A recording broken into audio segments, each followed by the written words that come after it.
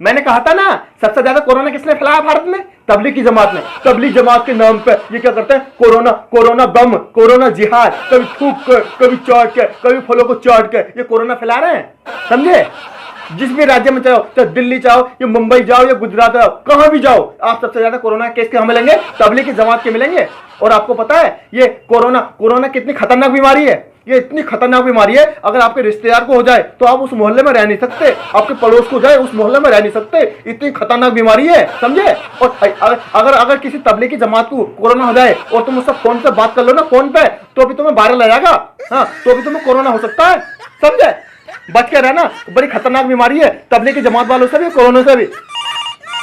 Hello, हाँ चंबित पात्रा, क्या RSS के ऑफिस में कोरोना पहुंच गया?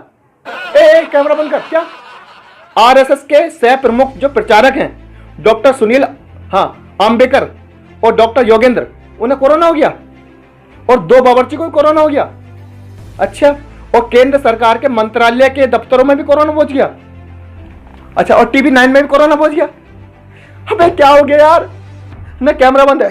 अब इससे पहले जी न्यूज में भी कोरोना हो गया था। अब हिंदू मुस्लिम कैसे हो गया यार? हाँ, कुछ ना कुछ जुगाड़ चलाता हूं। हाँ ठीक है। दोस्तों, आपको पता होगा, एक हम खबर देते हैं आपको, अभी भी पता चला है कि आरएसएस के दफ्तर में कोरोना पहुंच गया है। और मैं आपको बता दूं, कुछ एंटी नेशनल लोग जो कोरोना को ये कहते हैं खतरनाक बीमारी है, ये खतरनाक बीमारी नहीं है। कोरोना में है क्या? कोरोना में क्या है? अगर आपको खांसी आती है तो कोरोना के लक्षण कहते हैं डॉक्टर। अगर आपको जुकाम आती है और आपको बुखार आता है तो कहते हैं कोरोना हो गया। तो क्या नॉर्मल खांसी नहीं आ सकती आपको? पहले भी तो खांसी आती होगी ना आपको, पहले भी तो जुकाम होता होगा, पहले भी तो बुखार आता होगा। और मुझे एक चीज बताओ, ये कुछ एंटी नेशनल लोग ये कह रहे हैं कि जी न्यूज में जो है 80 लोगों को क्या हो गया? कोरोना हो गया। मुझे एक चीज बताओ, 80 लोगों को कोरोना हो गया, हमने मान लिया। अगर ये वाकई में खतरनाक बीमारी होती तो क्या वो बचते? नहीं बचते ना। उन्हें क्वारंटाइन भी कर दिया और 14 दिन बाद वो ठीक भी हो गए। एक चीज बताओ, जब 80 लोगों को हमने क्वारंटाइन कर दिया, ठीक है, और जब इलाज है ही नहीं, सरकार के पास इलाज नहीं है, दुनिया के पास इलाज नहीं है, तो वो ठीक कैसे हो गए? ठीक कैसे हो गए? इसका मतलब क्या है? इसका मतलब यह है एंटी नेशनल लोग अफवाह उड़ा रहे हैं। मतलब यह है कि उन लोगों को जी न्यूज वालों को कोरोना हुआ नहीं था, शक के आधार पर उन्हें क्वारंटाइन किया गया था। तो इसी तरह आपको पता है आरएसएस के जो दफ्तर में कोरोना हुआ है, ये कोरोना नहीं हुआ है, कोरोना के शक के आधार पे इन्हें अंदर किया गया है।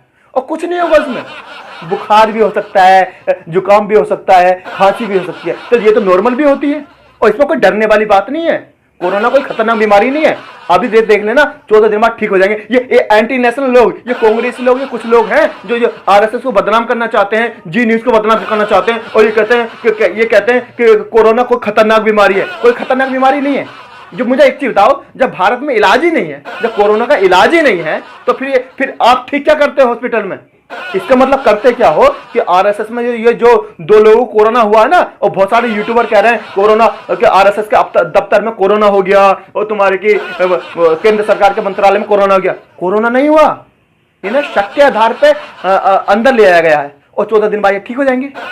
और एक चीज बताओ, जब कोरोना का इलाज है ही नहीं है तो फिर ये ठीक क्या हुए? इसका मतलब क्या है कि दफ्तर में, आरएसएस के दफ्तर में जो लोग जिसे कह रहे हैं लोग कोरोना हुआ है, उन्हें कोरोना नहीं हुआ, उन्हें शक के आधार पर ले गया है, समझे? तो आज की बड़ी खबर यही है कि कोरोना से कोई घबराने की जरूरत नहीं है। कोरोना एक्चुअली बीमारी है ही नहीं। जब इसका इलाज ही नहीं है तो हम ठीक क्या करेंगे? इसी तरह हम ये कहना चाहते हैं कि आरएसएस के ऑफिस में और केंद्र सरकार के मंत्रालय में कोरोना नहीं हुआ है, बल्कि कोरोना के शक की वजह से इन्हें क्या करा है? क्वारंटाइन किया गया है और 14 दिन बाद ये ठीक हो जाएंगे। कोरोना कुछ है ही नहीं, समझे?